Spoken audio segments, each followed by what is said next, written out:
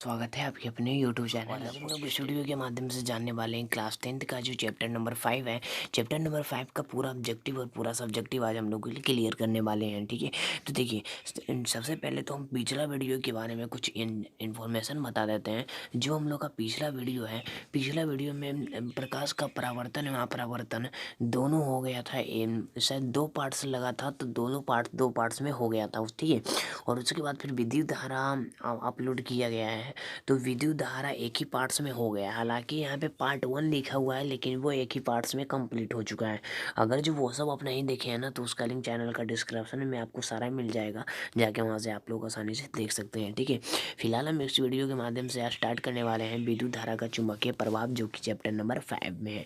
ठीक है, देखिए सबसे पहले तो देखिए फर्स्ट नंबर क्वेश्चन है हम लोग के पास है कि किसी सीधे चालक में धारा की दिशा जो होती है ना, धारा और उसके संबंध चुंबकीय क्षेत्र की दिशा किस नियम से जानी जाती है।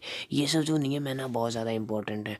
तो वो जो नियम जाना जाता है वह मैक्सवेल का दर्शनी हस्त नियम के नाम से जाना जाता है। ठीक है, और देखिए और सेकेंड क्वेश्चन है हम लोग के पास है, किसी विद्युत धारावाही सीधी ही लंबी परिनालिका के भीतर चुंबकीय क्षेत्र जो होती है ना, नॉर्थ टू साउथ होती है। ठीक है, देखिए किधर से दोनों दिशाओं सभी दिशाओं में समान होती है। ठीक है, नॉर्थ टू साउथ जाती है। ठीक है, देखिए और 3 नंबर क्वेश्चन है हम लोग के पास है, निम्नलिखित में से कौन किसी लंबे विद्युत धारावाही तार के निकट, ठीक है, चुंबकीय क्षेत्र का सही वर्णन कराता है।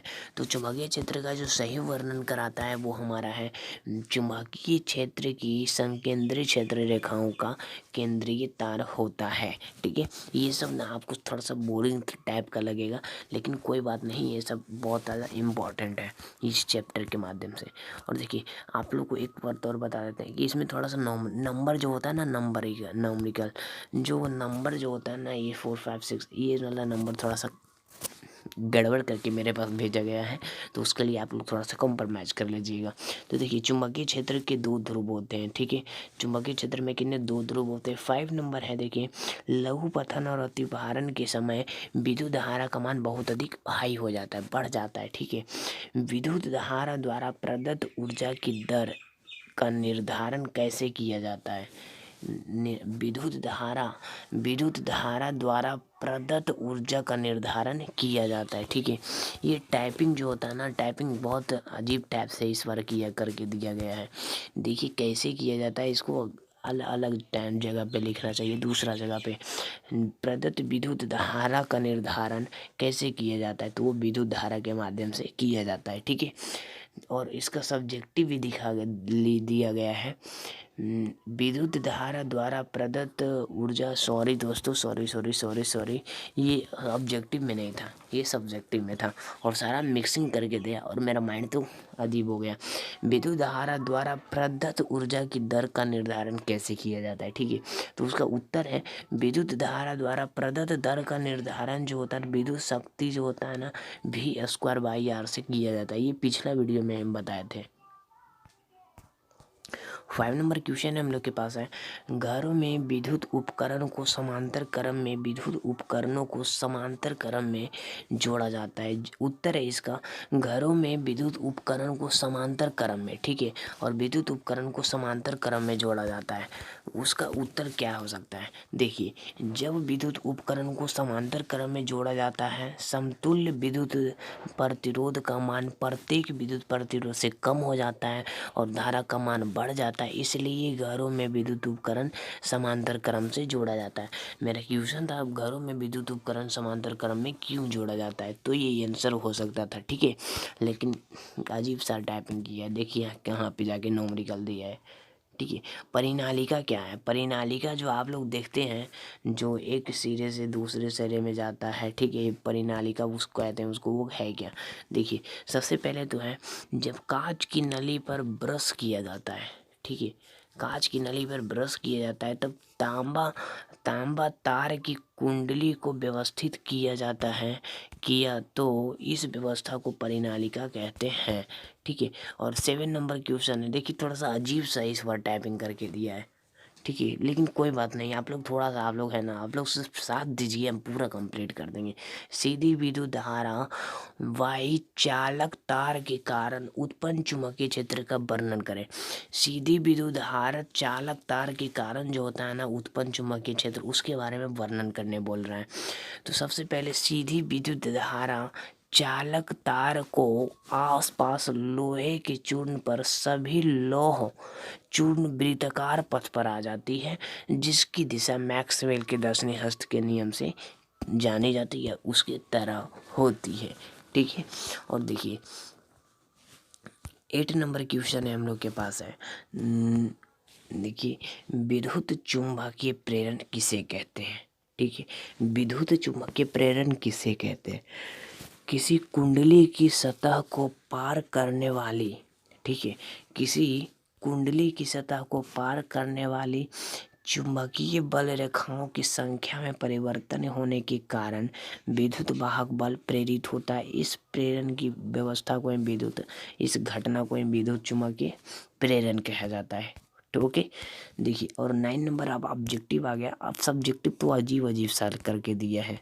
ठीक है, लघुपथन के समय विद्युत परिपथ का मान बहुत अधिक बढ़ जाता है। और देखिए 10th नंबर क्वेश्चन है हम लोग के पास है यहाँ से, विद्युत फ्यूज आधारित होता है किस पे? धारा के उष्मीय प्रभाव पे आधारित होता है। ठीक है, 11th नंबर क्वेश्चन है, देखिए अरे यार 11th नंबर क्वेश्चन है, विद्युत मोटर विद्युत ऊर्जा को यांत्रिक ऊर्जा में परिवर्तन करता है। ठीक है, और 12th नंबर क्वेश्चन है, प्रत्यावर्ती धारा की आवृत्ति जो होती है वो 50 हर्ट्ज तक की होती है। और इसका ये बी ए भी कुछ नहीं है। ठीक है, ये बी ए भी कुछ नहीं है, सब नौटंकी है।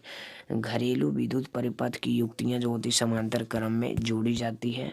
और देखिए, और 3rd नंबर है हम लोग के पास है, घरों में विद्युत आपूर्ति जो होती है ना 220 वाट प्रत्यावर्ती धारा और 150 और 50 वाट 220 वाट और 50 हर्ट्ज का प्रत्यावर्ती धारा किया जाता है। ठीक है, और सेल से दृष्टि धारा प्रभावित होती है। सेल से ही दृष्टि धारा और विद्युत से होती है प्रत्यावर्ती धारा प्रभावित होती है। सेकेंड पॉइंट है हम लोग के पास है, ये पॉइंट बाई पॉइंट है। ठीक है, सेकेंड पॉइंट है, विद्युत धारा बनाने के लिए नरम लोहे का उपयोग किया जाता है। ठीक है, और वास्तव में जनित्र जो होता है ना, वास्तव में विद्युत जनित्र जो होता है वो देखिए एक इक्वेशन है।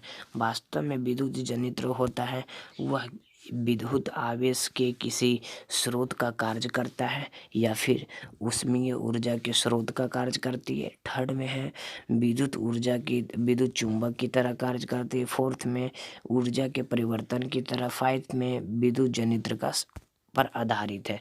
ये क्या हो सकता है?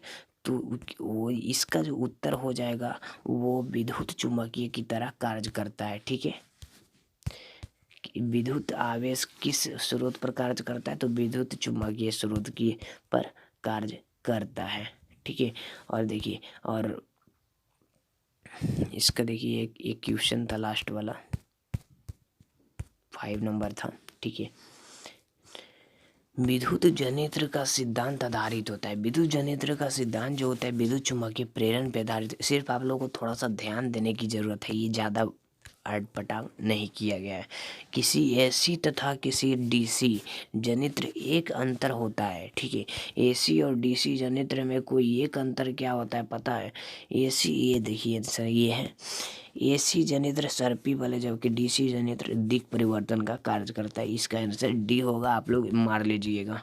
ठीक है, और देखिए फिर से फर्स्ट पॉइंट बना दिया है, सेल से दृष्टि धारा प्रवाहित होती है। ठीक है, ये तो लगता है रिपीट हुआ है, ये रिपीट हो गया है। ठीक है, और देखिए ये सब 8 नंबर से अब देखिए,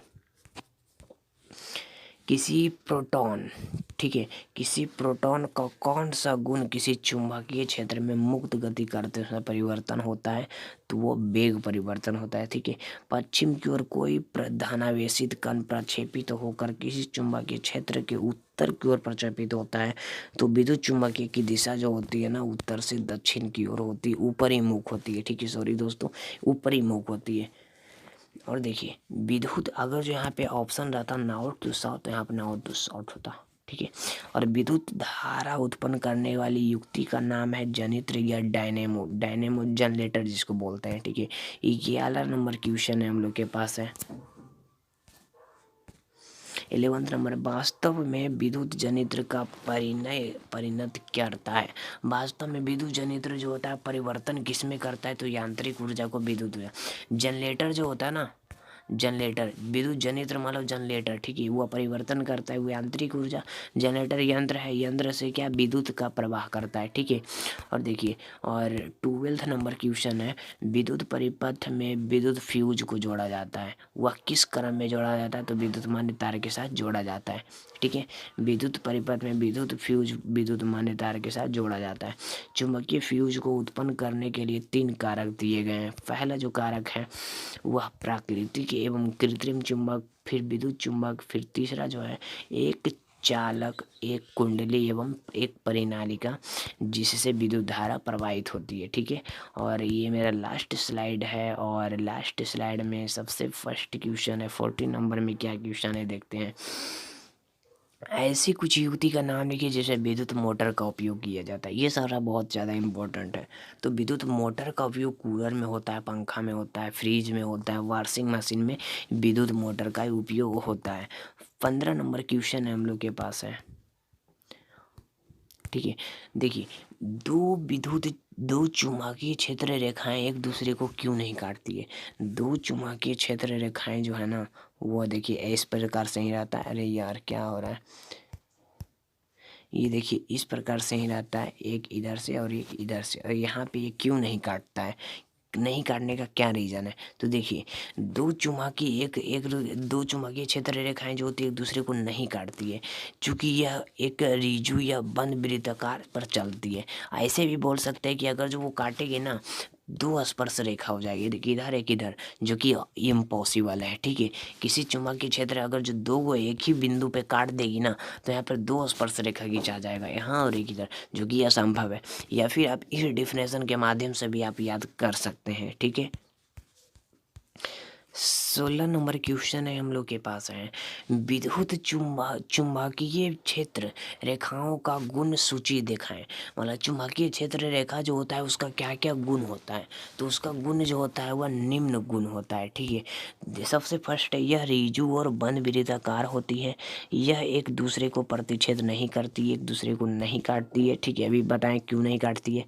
यह ध्रुव पर लंबवत होता है तथा बीच में वृत्ताकार होता है। ठीक है। और फोर्थ रीजन है इसका, यह एक ही दिशा एवं एक ही दिशा में चलकर एक दूसरे को विकर्षित रहते हैं, यह धागा के समान तना हुआ प्रत्यास्थ रहता है। ठीक है। और लास्ट क्वेश्चन है हम लोग के पास है, चुंबक के निकट लाने पर दिक् सूचक की सुई विक्षेपित क्यों हो जाती है। जब चुंबक को निकट लाया जाता है ना, तो दिक् सूचक विक्षेपित हो जाती है, तो उस पर चुंबकीय प्रभाव उत्पन्न होता है, जिसके कारण दिक्सूचक की सुई विक्षेपित हो जाती है। तो इस प्रकार से ये मेरा लेक्चर नंबर लास्ट, मतलब कहने का मतलब हुआ ना कि first and last lecture number हो गया किसका, विद्युत धारा के चुंबकीय प्रभाव का। तो लेक्चर नंबर चैप्टर 5 आज हम लोग कंप्लीट करनी है, ऑब्जेक्टिव और कुछ इंपॉर्टेंट सब्जेक्टिव के साथ। तो मिलते हैं नेक्स्ट वीडियो में दोस्तों। अगर जो आप चैनल पर नए हैं तो चैनल को सब्सक्राइब कर दीजिए, वीडियो को लाइक कर दीजिए, ताकि हमारे द्वारा जो भी वीडियो अपलोड हुआ उसका लिंक आपका सबसे पहले आपको मिले। तो देखिए दोस्तों, आज थोड़ा सा प्रॉब्लम शाम को सामना करना पड़ा कि इसका जो है ना वह ठीक से नहीं था, नंबर गलत था। तो मिलते हैं नेक्स्ट वीडियो में दोस्तों, अच्छा से करके अगला वीडियो में मिलते हैं। जो भी चैप्टर के साथ मिलेंगे ठीक ठाक से आएंगे। मिलते हैं नेक्स्ट वीडियो में दोस्तों। हंसते रहे, मुस्कुराते रहे।